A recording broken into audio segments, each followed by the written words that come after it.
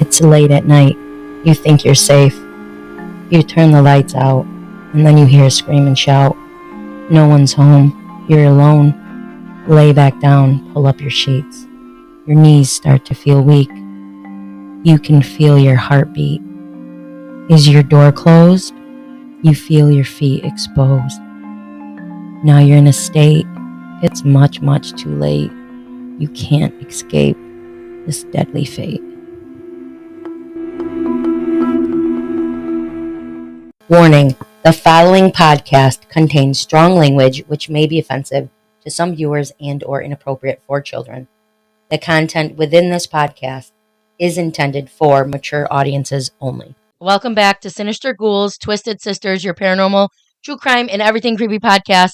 I'm here today with my co-host, Eagle, my boyfriend. Sorry. Well, it sounds... I like the sound of that.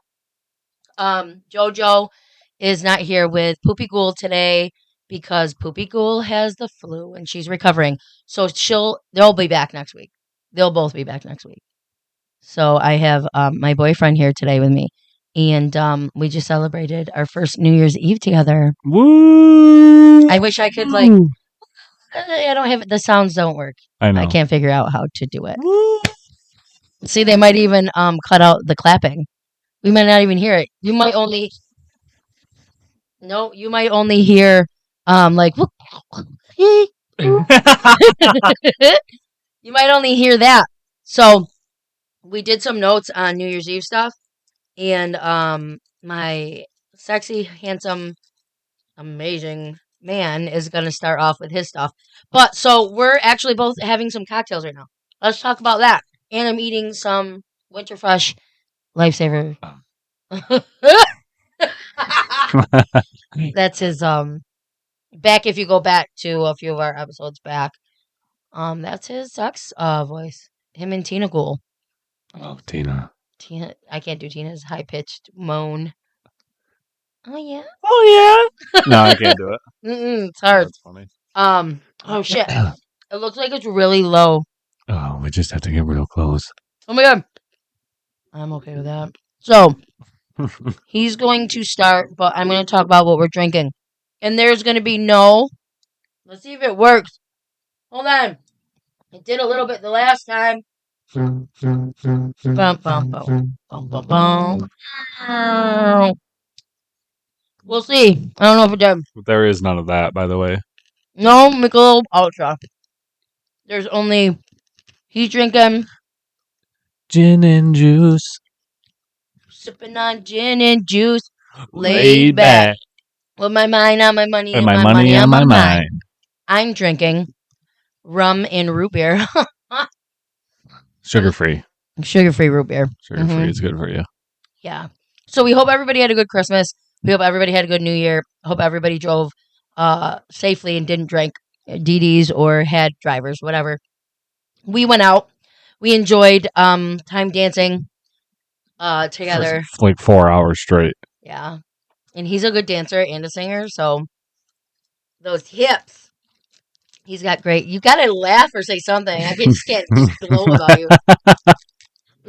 Oh. He's fun to dance with, and he's fun to make out with at midnight. So we went out with our best friends.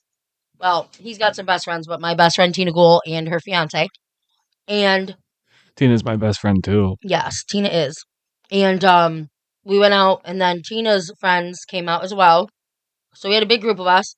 And I had a feeling that I didn't want to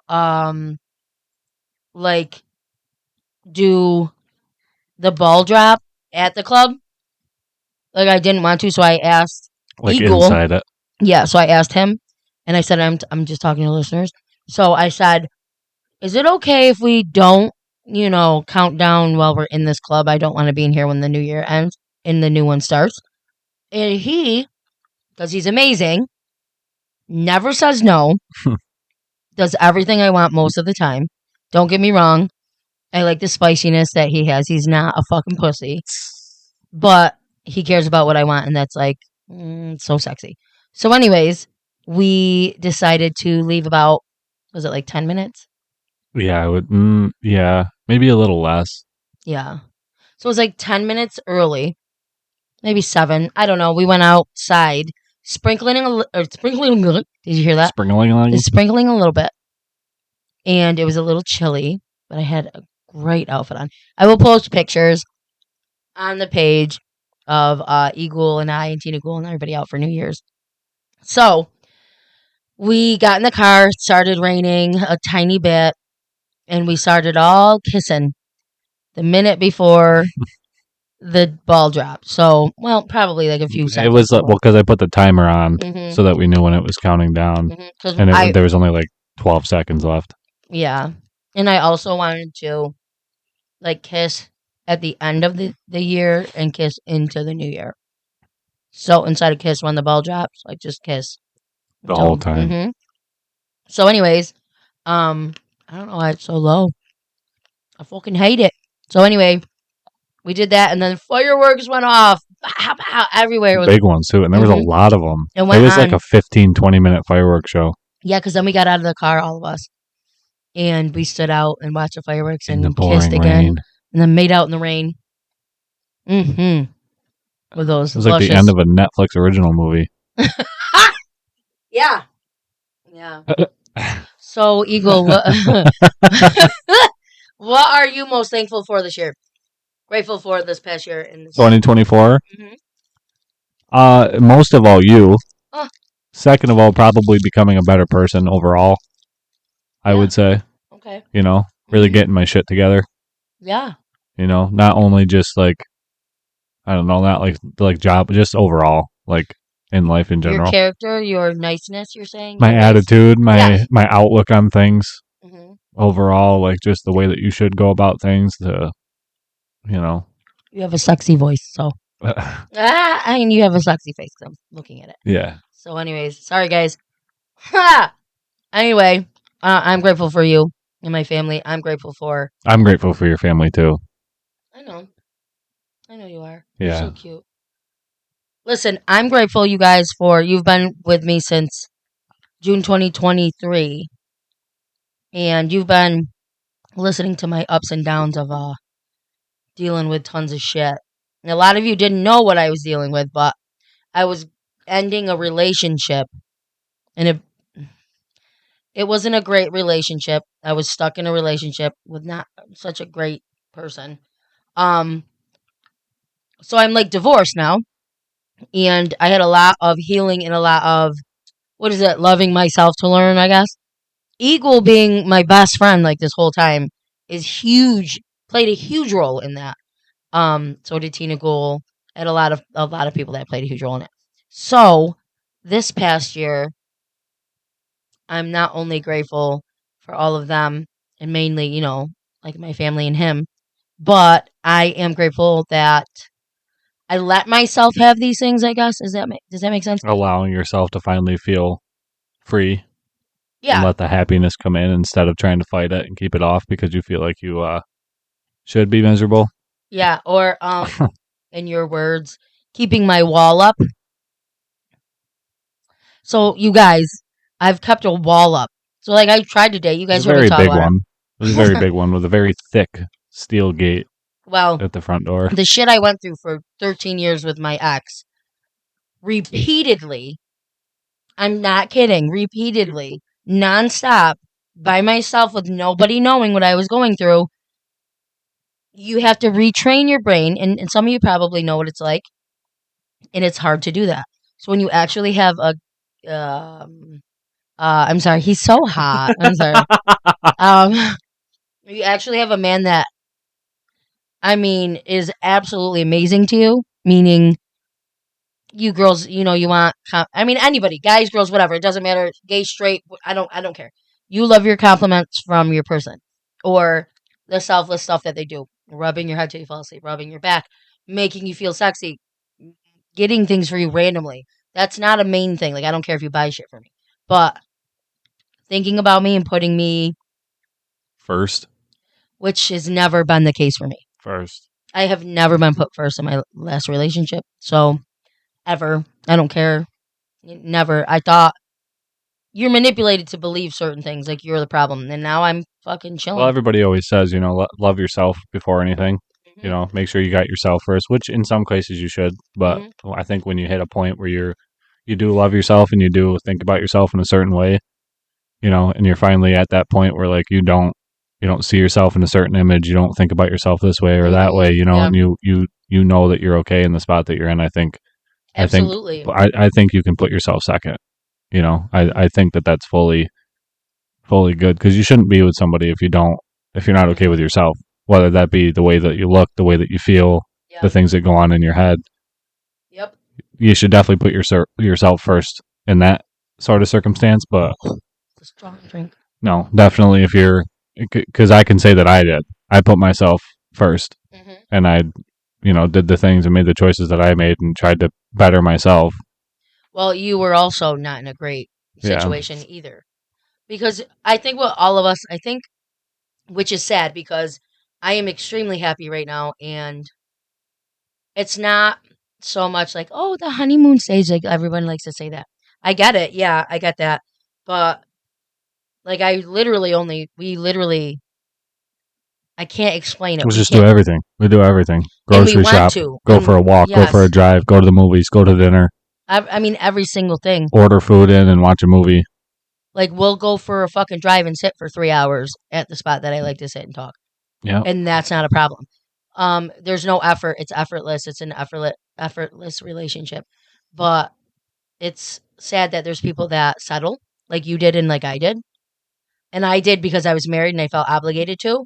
And after a while you're manipulated to believe um you are slightly the problem, or that person is so broken and they need you, so you're trying to help them but they're not helping themselves, so what's the point? You're just breaking yourself. And I know lots of people probably do that and don't even realize it. Your exit. I don't know. That's why I was grateful. That's my whole point, is that I'm not in that place anymore. Yeah.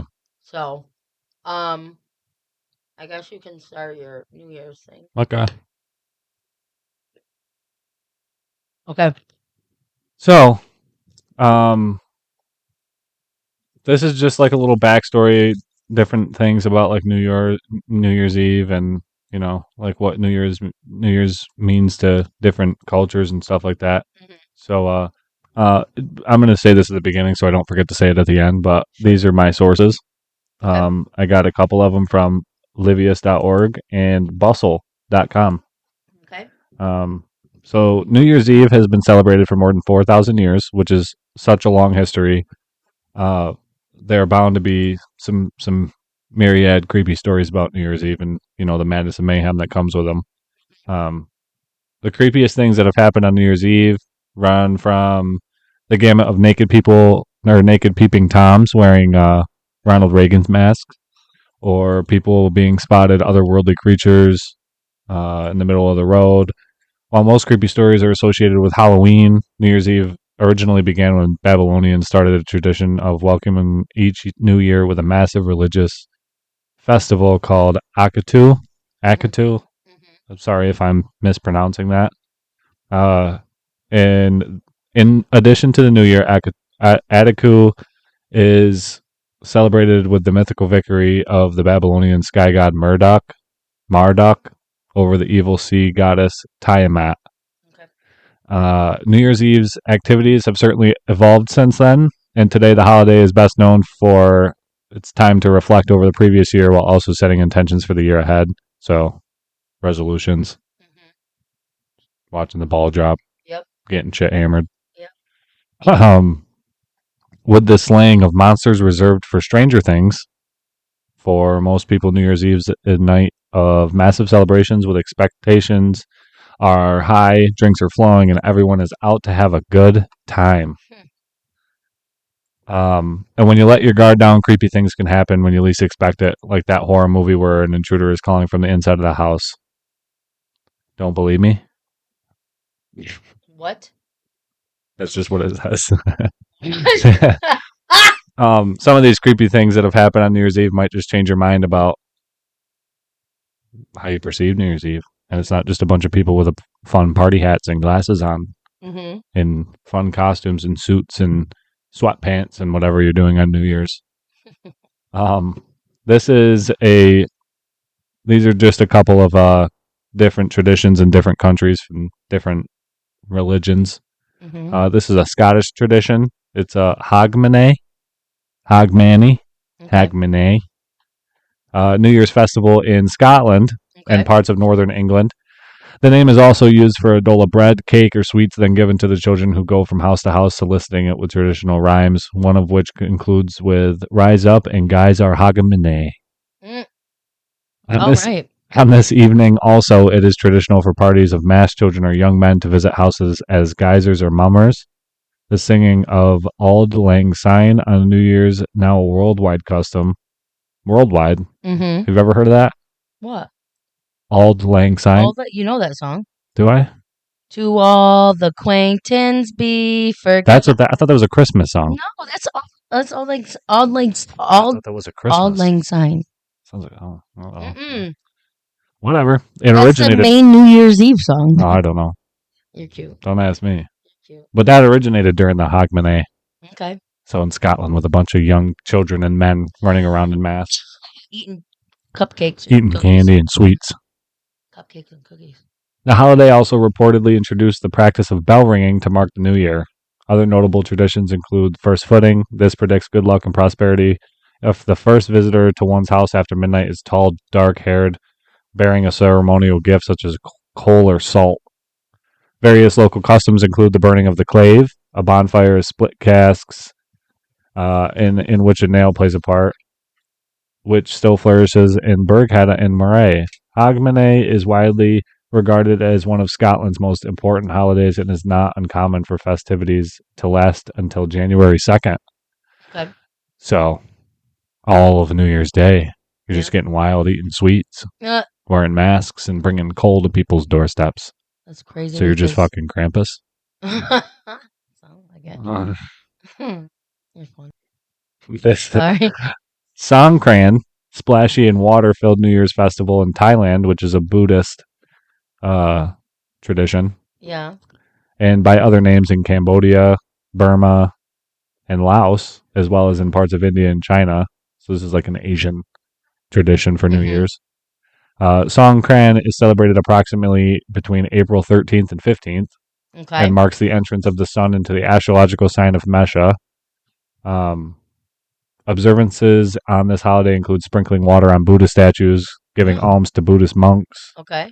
honoring elders, and most prominently engaging in lively community festivities featuring ample spraying with water. Huh. In 2023, UNESCO inscribed Songkran on its representative list of intangible cultural heritage of humanity. So that one's pretty much just praising Buddha and respecting your elders for 2 days, Okay. is what it sounds like. A lot of water spraying. A lot of water A lot of spray water and on the boods. The bood man. on the boods. The big boods. That's what we called them in college. I didn't go to college. What? The fuck? That's what we called them in college. I didn't go to college. Wait, you don't even have a straw. Mm-mm. I'm not a straw man. Dad, when you listen to this episode at some point, there it is. There it is, Dad. And I'm not gonna say exactly. I'll say it on break because I don't know what some of the listeners will feel about that. But Dad, he's not a straw guy. So, anyways, finish. He doesn't like straw man. Listen, just keep going. So let's go through. What is it? What do I have? Like 6 of them, I think. Mm-hmm. Just little like stories Okay. from New Year's past experiences, stuff like that. This one's the Peeping Tom. Okay. The Peeping Tom. Why is it called the Peeping Tom? I don't know because why isn't it like the Peeping John or Jeff Or the Peeping Man or the or Peeping? the Peeper? Yeah. Why don't they just call it the Peeper? Or Yeah, because what if it's a Peeping woman? Jenny? What if it's a Peeping Christina? Mormons. One of my worst fears is seeing a strange face peering into my window. This is exactly what happened to an Alabama couple on New Year's Eve in 2015. Only the Peeping Tom was in the buff with a sock covering his genitals Oh, shit. and wearing a Ronald Reagan mask. I know a lot of people are laughing about it, and honestly, I got a chuckle from it later, but at the same time, it's very concerning. Danielle Yancey told Alabama Media News. I don't know what he was planning on doing. Apparently, Danielle's husband caught a glimpse of the naked peeping Tom while he was taking out the trash, and a home security camera confirmed that it was not at all in his head. Police never caught the nude presidential peeper and chalked the incident up to be a drunken prank or a lost bet. Wow. Would that piss you off? If a guy was doing that? Yeah, if you just saw Ronald Reagan running around with a sock on his cock. Ah! I would not be happy if he Or if he was just standing in your dining room window like, what? No, hey, I would be pissed. What kind of sock was it, do you think? I don't know. It depends on the size of his dick. Not necessarily. Not what kind of sock, what brand of sock. Oh, I was going to say, a long or short, an ankle size. It's a no-show. It's probably a Walmart brand, to be honest. Just a Hanes how many sock. years ago was this? 2015. Oh, yeah, it was Walmart. It was probably just no boundaries. I don't think that was a thing in 2015 yet. I think it was Faded Glory back then. It was Faded Glory. That was also when Champion wasn't cool, and it was a Walmart brand. I love Champion. And when you wore Champion, you were considered poor and not a cool kid. But now Champion's like one of those expensive brands. I wore Champion all the time. Which shows you how silly that is. Yeah, it is silly. That just shows you how silly that is. There, cut to that. That just shows you how silly it is that just because people are wearing your brand that all of a sudden you can go from a $20 sweatshirt and be $75 just because more than 3 people are wearing your shit. So silly.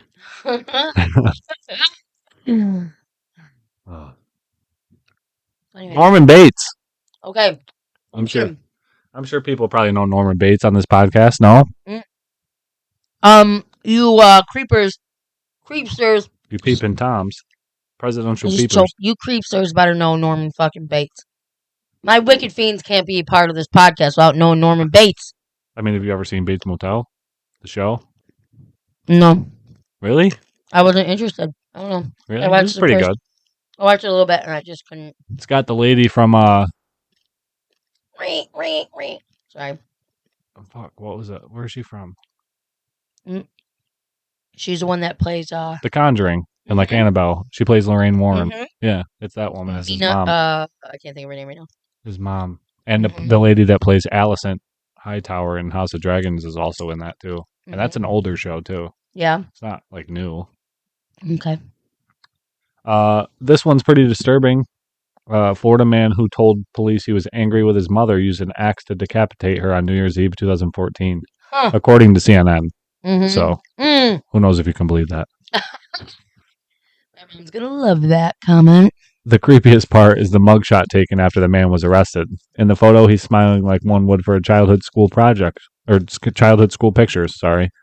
The man was apparently fed up with his mother nagging about him moving some boxes into the attic. Sheriff Bob Gualtieri told CNN. Again, I don't even know if you consider him creepy, really. So far, it's just a sock cock Ronald Reagan and a guy cutting his mom's head off. Oh, that's what it was. I mean, interrupt. It's Ed Gein. It's based off of Ed Gein. You know who Ed Gein is? Norman Bates is? Mm-hmm. Oh, so Norman Bates isn't a real person. The character of Norman Bates from the Hitchcock movie. I thought 1960. I thought Leatherface was off Ed Gein. Well, there's a few. So Ed Gein just has like 6 horror movie franchises? Ed Gein and Bates have they had attachments to their mother. So like the similarities, like they wanted to physically become them. Ed Gein was insane. I'll do an episode on Ed Gein. He also inspired the horror films you're talking about. You could do that. We could do that. Texas Chainsaw and Silence of the We could do Lambs. like 6 episodes on it. He had a nipple necklace. Not on Ed Gein, but did I do it on Ed Gein? I don't think I did. But you could do like a couple. We could. I mean, you can cut this out too. But like you can do like multiple pre-recorded episodes of just like this, like what horror movies are based on, like what Leatherface is based on, what Scream is based on, what Freddy Krueger is based on, what Jason's based on. Scream is actually based on something that happened in Gainesville, Florida, where I lived for 5 years. Scream is? Mm-hmm. Really? Yeah. Or Pinhead. Pinhead's based on a true story. Pinhead. Hellraiser, you guys. That's a fucking movie. Watch it. You didn't watch it either, Eagle. I don't really like Pinhead, that's why. No, you said it was just too gory as a kid, is what you said. Well, yeah, I was also like 6. Yes. I was young, too, when it came out. I'm just saying I That was too much. Although at the same time, I'm watching Scream and If you watched it now, Nightmare on though, Elm Street. but I'm saying if you actually watched it now, though, it's very, very fucking cool. Oh, It's so cool. If you guys want a tiny bit of like a synopsis, yeah. it's there's this box, and once you put it together, it opens. It's like a cube.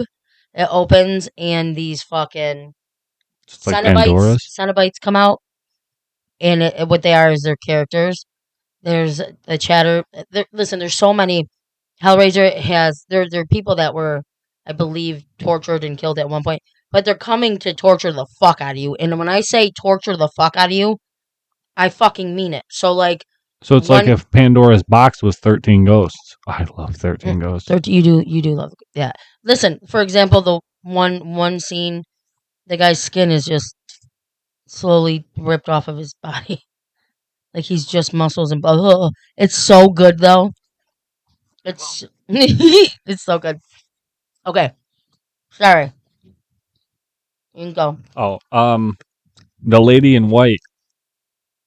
Perhaps you've had an experience of a stranger turn up to your New Year's Eve party.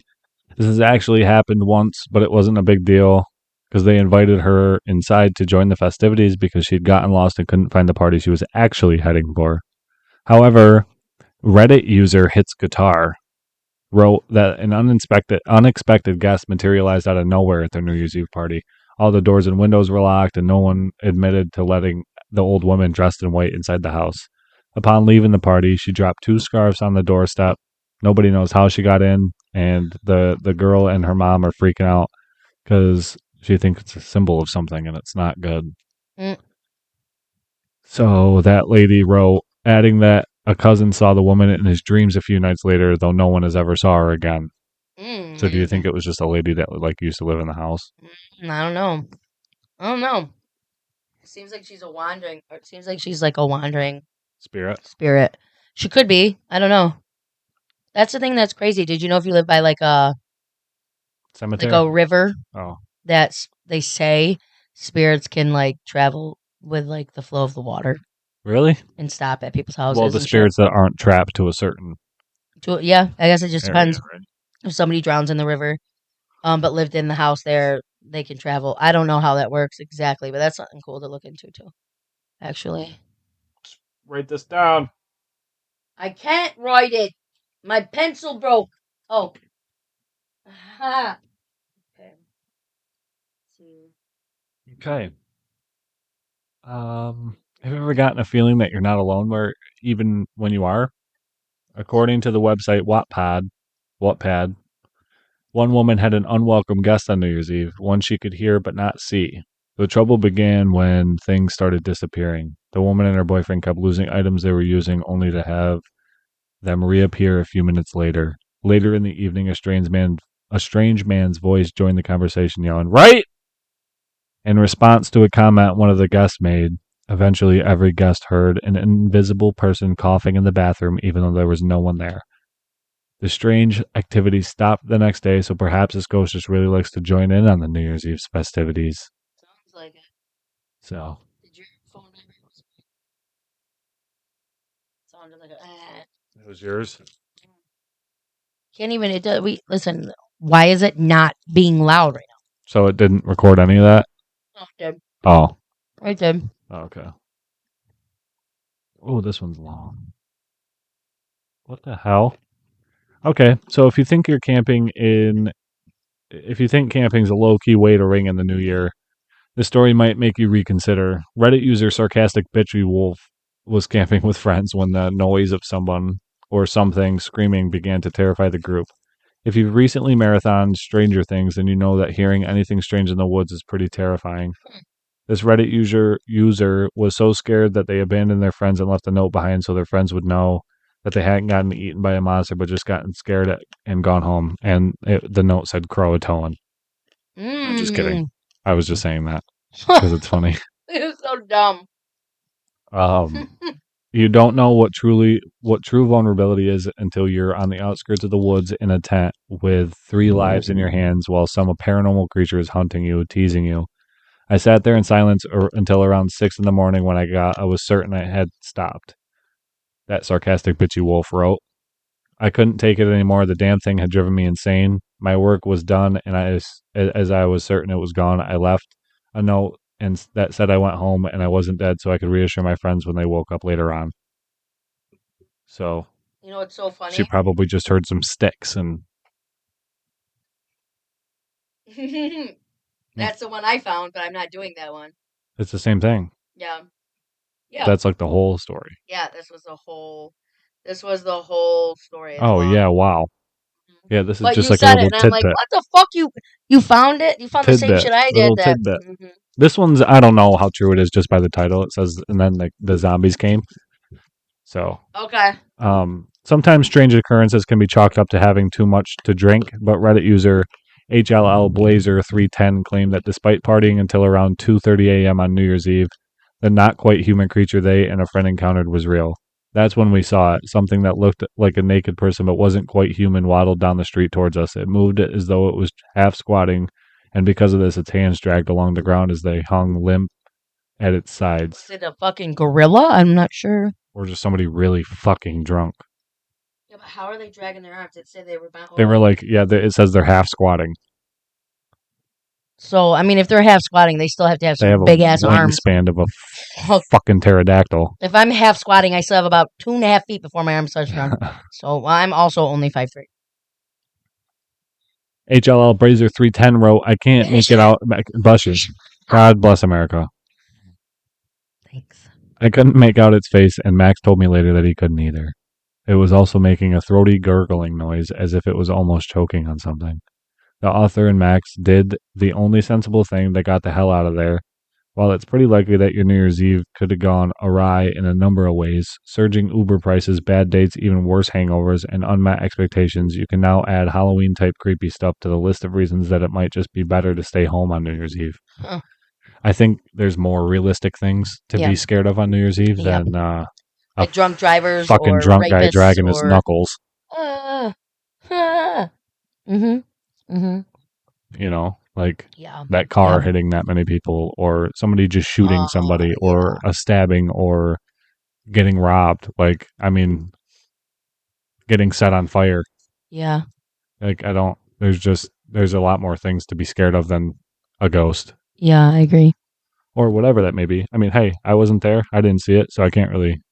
Fuck that. Yeah, no. Judge it too much, but... I don't know. Yeah, no. Is that your last story? Yeah, that was the last story, yeah. All right, we're going to take a break. We'll be back. Enjoy Papa Ghoul's song. I'm going to make him record a new one. But enjoy it still, and, okay.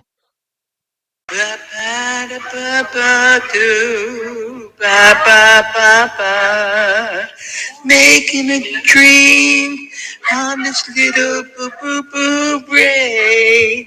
Da da ba da boo boo boo boo boo boo boo boo. Okay, we're back. Hi. And we were talking about Ghoul's favorite video game. What is it? Sly Cooper. Sly Cooper. I don't know if you guys know that. It's fun. Honor Among Thieves. And I was talking about Sonic. So, Happy New Year. That's what we were talking about. Happy New Year. Happy Goo Year? What? Happy Valentine's Day. Oh my god. Ooh, you sound Spanish again. Oh. Say something. La cerveza más fina. You don't. So, wait, that probably was not loud enough. Say it again. ¿Dónde está la biblioteca? ¿Qué pasa? ¿Cómo tú te llamas? Yo no sé. God, you sound fucking hot. Yeah, but I'm not fucking Spanish at all. No. The opposite. Absolutely. Red-headed, blue-eyed, sexy man. Blue and brown. Oh, yeah. He has one eye that is half brown and blue because of... Heterochromia. That. Ha! That. So, you guys, New Year's is over, but here's this thing. There's this movie called 200 Cigarettes. I probably said it last year, too. Hello. It's a New Year's Eve movie, and it's a movie that I fucking watch hilarious. Every year. Every year I have to watch it. Paul Rudd's in it. And it's supposed to give me good luck, and obviously it did last year.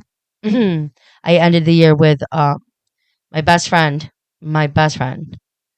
as my boyfriend. That's me. As my soulmate. That's me. as my roommate, That's me. who, yes, is now moving in with me soon. That's me. Oh, he's so cute. I I said, last episode with, oh, I'm sliding. Hold on. I'm sliding. Hold on. I'm sliding away. Hold on, I can't get back. Okay. So last episode, I said to JoJo and Poo Poo, I said, so Eagle and I are dating and we're in love. What do you have to say about that? What do you have to say about that? Oh, so very fully. Oh, yeah, you're so cute. I'm going to make out with your mouth. So, Genuinely, purely, effortlessly. yeah, he's my. It's good. It's good. It's good. It's good. Time out. I'm fucking losing it. I fucking lost it. Okay, nope, it's gone. I had it. You said something about saying something to JoJo and Poo Poo about that me. that we're in love. We're in love. Wait, what movie is that? Oh, fuck. It's a Jim Carrey movie. Oh, the pen in my this pen that I hold in my hand is have you ever seen that? When he liar Mm-hmm. when he has it's a blue pen. Mm-hmm. He can't lie, right? So you have to remember the scene. And he's holding it and he's like, the pen that I hold in my, or he says, this pen is trying to say red and he can't. And then he throws it in the air and holds it and looks at it. Doesn't throw it. He throws his arm up with it in his hand and he says, this pen that I hold in my hand is, and he tries to say red again and it turns into royal blue. And then he just like can't breathe and he's all exhausted because he tried to fight that. I wonder if that, I mean, I know that's not possible. If you could give somebody a truth serum, would you? No. No? Why not? Well, like somebody or you? Anybody. Me, anybody. No, I don't think so. Why? Because if you're in my life, then I feel like I can trust the words you say, and if I can't, then I get fucked, I guess. So are you saying that because if I had it and I gave it to you, you'd be scared? No. Don't lie. No, I'm just saying. You're drinking it right now. I take pride in surrounding myself in people that I can trust. Mm-hmm. So if I feel like if I did that to like one of my friends or somebody, I feel like they're gonna lose trust. I'm gonna lose what I take pride in, and that's surrounding myself with good people, loving people, people I can trust, people that care about me and who I care about. Yeah. And if I did that, then I feel like if like it's just so happened that it was something bad, yeah, that they were just lying about or whatever, then I feel like I wouldn't be able to trust anybody ever again because those people were the people you okay. Like because I've cut people out. You know what I mean? Yes, I do. And I just I know what you mean. I don't know. That's the thing I take pride in. So no, I don't think I do because I think I wouldn't really have to. You know what I mean? Yeah. I because of my past, like I have mentioned before, I have trust issues. Yay. So I struggle with wanting to know for sure if that's the truth, whether it is like I have a problem. But that's because I've been taught to not. People aren't truthful. So for me, would I do it? I guess it depends. If I could have it on me, and if there were a time that I needed to use it, I would. And I hate that maybe in a few months that wouldn't be my answer. I guess. Because I don't ever want to get hurt again. So like if I can know the truth before I get hurt, then I can just let go. That's where the wall is, right? That's why the wall is still there slightly, I guess. I think I'm just realizing that. I don't know. What, you got nothing to say? You're just giving me your sexy, angry face right now? With your fucking I mean, there's nothing really to... Are you saying use it against me? I'm saying if I ever had to use it. Just in general? In general. Like, I mean, you would... Like, if... Which I don't... You're so good to me and you're so open about everything. I don't ever believe I would ever have to use it with you. Yeah. But because of what he did to me in the past, that's something in the back of my head. Like, well, if there's ever a time that I have a feeling, I'm gonna check. Right. But that's because understandable. You know. Yeah, but I think that's just because you're my first and last relationship, so you're my first after that, if that makes sense. Right. So, but anyways, you're very patient, so that works. Okay, sorry guys. Let's go back into New Year's Eve shit. Hold on, let me pull up my notes. Yeah, it's crazy to think about how patient and how controlled, I guess you could say, I've become. Like, Yeah. with myself. Not like controlled as in like somebody's manipulating me, but like, Yeah, that's not possible. You're not manipulating. but like some like control, how controlled I am over myself and like my emotions, my thoughts. Mm-hmm.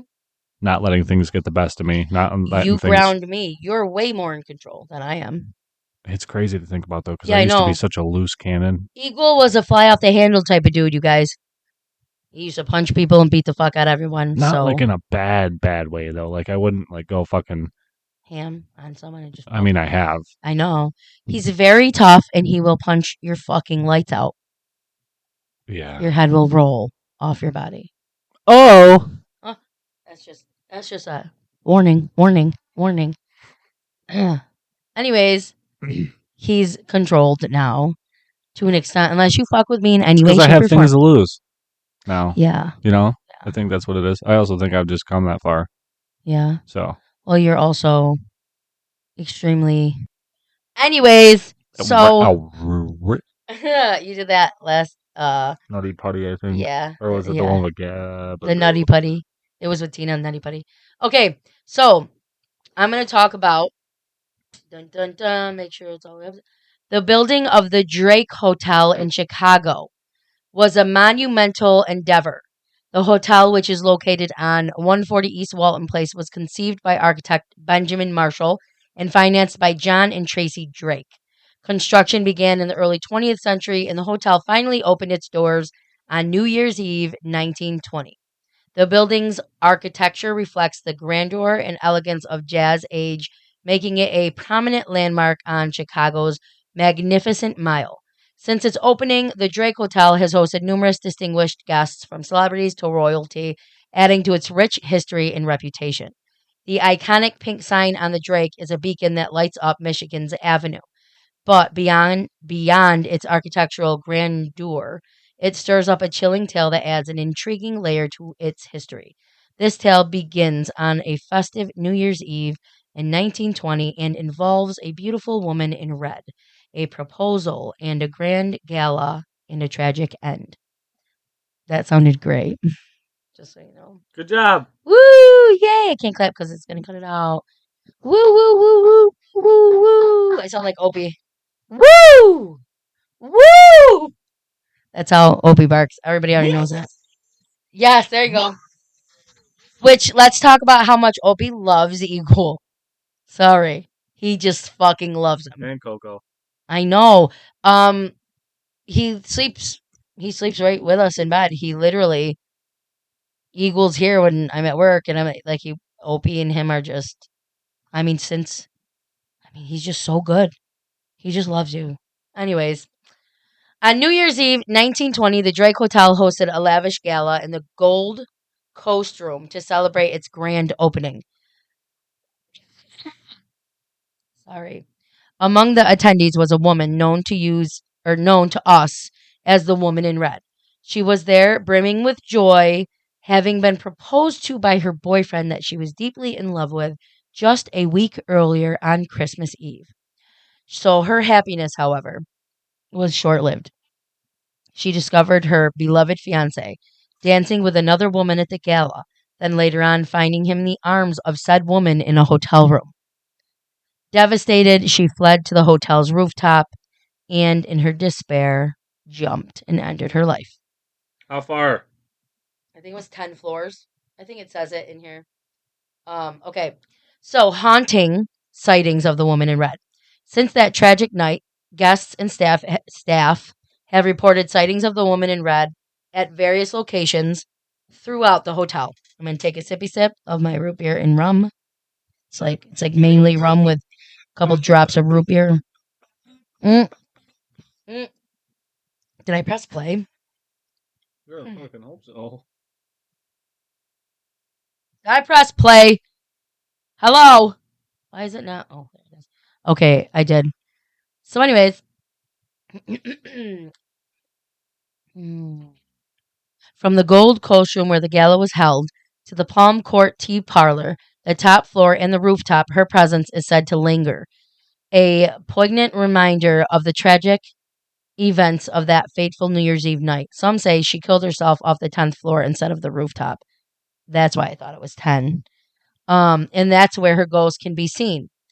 But a photograph, taken by a guest named Becky during a ghost hunt with our own guide Tony Zabelski, purportedly shows the silhouette of a woman sitting in a chair in one of the hotel's ballrooms. This eerie image provides a tangible link to the tragic tale of the woman in red. It seems to suggest that her spirit still resides within the hotel, forever entwined with its history. As documented by the archives of Chicago Tribune, Williams, the wife of the U.S. State Department Frank Starr Williams, was a guest at the hotel along with his adult daughter, Patricia Goodbody.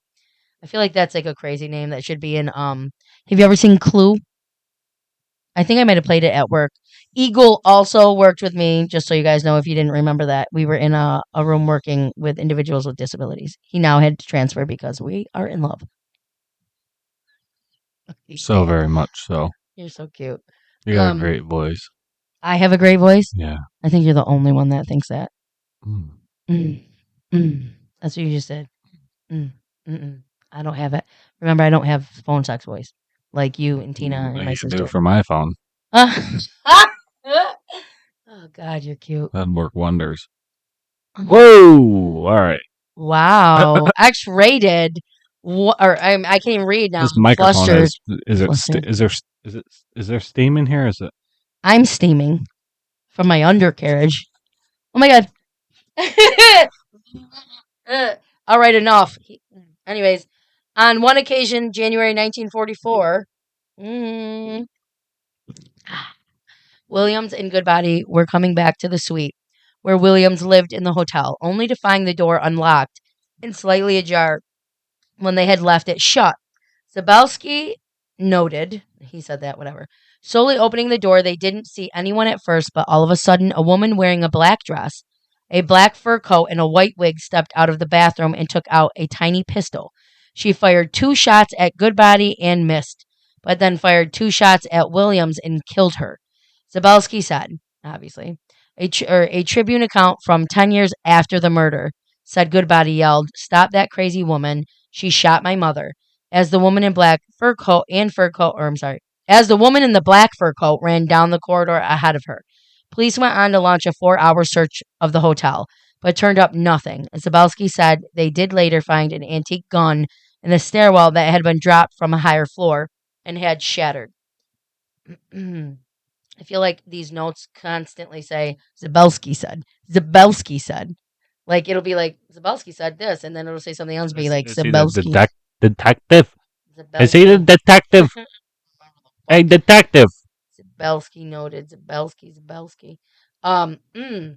So, the serial number on the gun was traced to a hold-up man who had been in prison at the time, but who said his sisters had stolen his guns on several occasions. Zelzer wrote, Zelzer wrote, it's just weird. He told investigators one of his sisters, Ellen Bennett, was a key clerk at the Drake, and it happened that his other sister, Anna, was a hotel prowler, known for hanging around and hoping to find rich men. Ellen, who did have a checkered past, was brought in for questioning, and investigators worked on a theory that she came to steal jewelry from Williams and went on to shoot Williams when the society matron returned to the suite. Ellen and her sister were both taken into custody twice in connection with the murder, and Ellen even admitted she owned a black Persian lamb coat like the one the killer wore, but she said she had never been in Williams' room and had an alibi that she had been shopping downtown at the time. No charges against Ellen Bennett or her sister ever held up, and the case has never been solved. But whoever Adele Bourne Williams' killer was, she is purported to haunt the 8th floor to this day. Zabelski wrote. All right. Sorry, that was way funny. Detective! I might be a little buzzed. I mean, one more ghost story involving the Drake involves a better-known Chicago crime that dates back 20 years before... Shut up!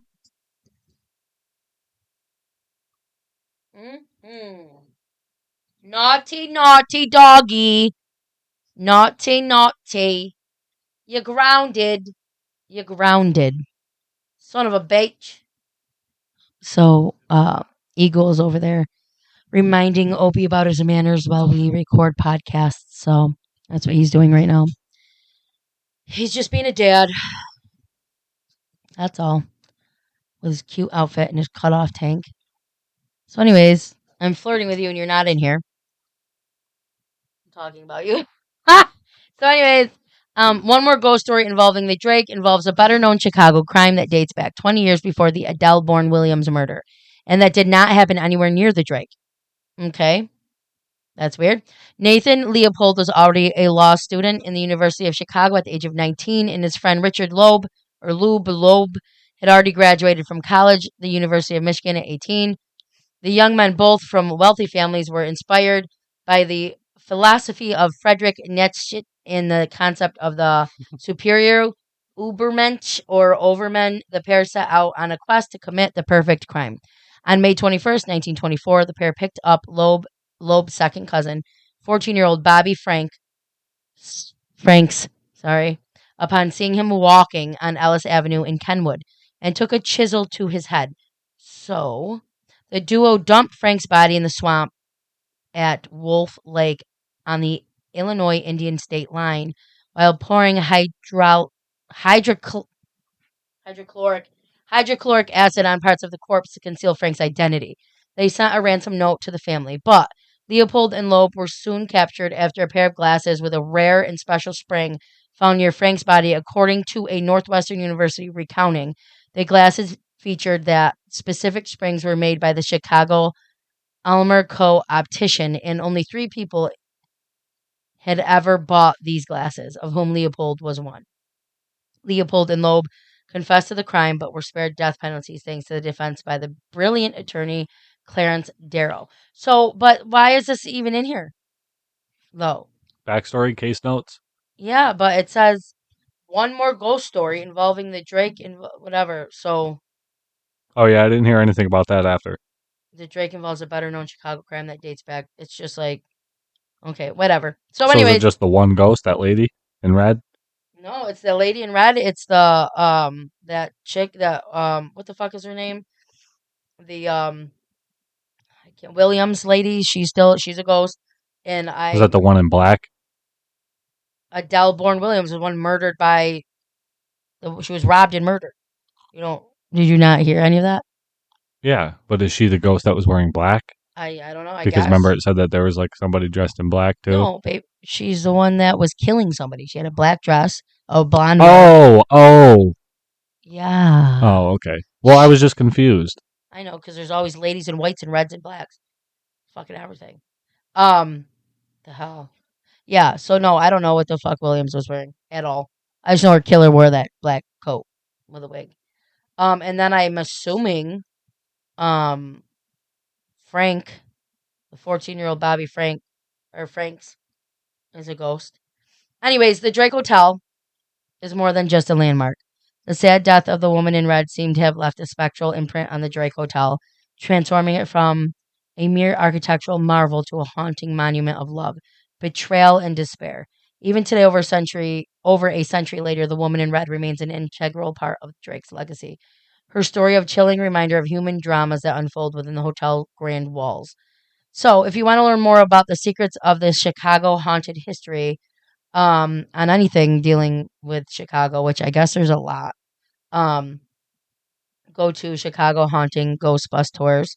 So they run at 7 p.m. every Sunday night at the Congress Plaza, which I guess I don't think it's another crazy haunted hotel. I just said that. It says another one of Chicago's most haunted hotels, but I didn't read my notes. I just said it because I knew. So reserve your spot if you want to do it. Check out Chicago Ghost Tours in the reviews on Google to see why these tours are awesome. And let's see, AmericanGhostWalk.com articles in the Drake Hotel, CBS News, Chicago Haunting at the Drake Hotel. So other than that, that's our New Year's Eve shit. That's our New Year's Eve info. Happy New Year's. Hope everybody has an amazing 2025. Yeah, I hope everybody finds true love. I hope everybody finds themselves. I hope everybody's nice to everybody and drops dead weight when you Lend find a out. hand. And here you are, positive. Here I am, like, Lend a hand. Care about other people. oh, that's a turn on. You sound hot when you talk nice like that. Lend a hand. And Just be love nice. other people. Love everyone.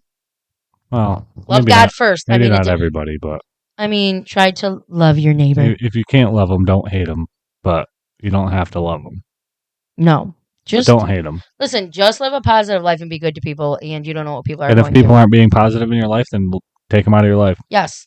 Just don't. Whatever you have to do. Whatever you have to do. Mm-hmm. Well, don't kill them. No, but if you feel like you're in a circumstance where you can't leave, and there's just a bunch of people that are negative around you, then maybe think about leaving and taking them out of your life, because it's going to get you. Yes, it's going to catch up to you, and it'll catch up to you in a way of where you act out of character sometimes. Then it's going to start affecting other people. Yes, eventually. Yes, so you can. The people that aren't negative in your life. So this is the other thing. It's okay to fuck up.